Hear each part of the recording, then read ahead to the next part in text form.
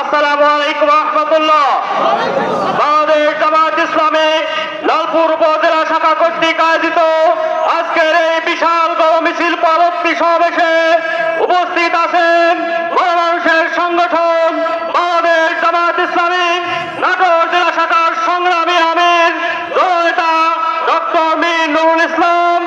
উপস্থিত আছেন লালপুর বাগাতিপাড়া নাটোর এক আসনের জামায়াত ইসলামী মমতা সংসদ সদস্য পদপ্রার্থী জননেতা মাওলানা আবুল কালাম আজাদ।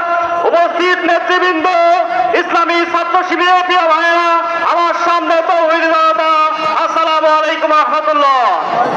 আপনারা আজকে উপস্থিত হয়েছেন ৩৬ জুলাই ৫ আগস্টের বর্ষপূর্তি উপলক্ষে আজকে গণমিছিল পরবর্তী সমাবেশে।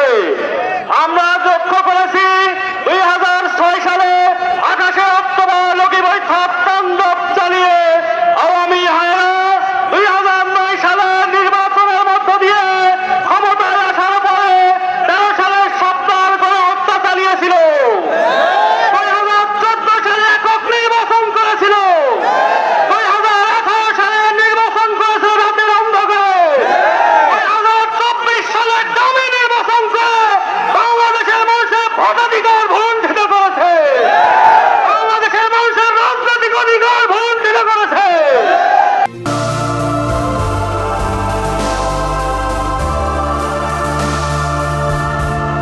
আমরা ইতিমধ্যে লক্ষ্য করেছি, বাংলাদেশ যখন দুর্নীতিতে সয়লাভ হয়ে গেছে, চাঁদাবাজিতে সয়লাভ হয়েছে, বৈষম্যে বাংলাদেশ পরিপূর্ণ হয়েছে, সেই সময় বাংলাদেশের ছাত্র জনতা, আপামার জনগণ সেই দুর্নীতিবাজদেরকে বাংলাদেশের মাটি থেকে বিতাড়িত করেছে।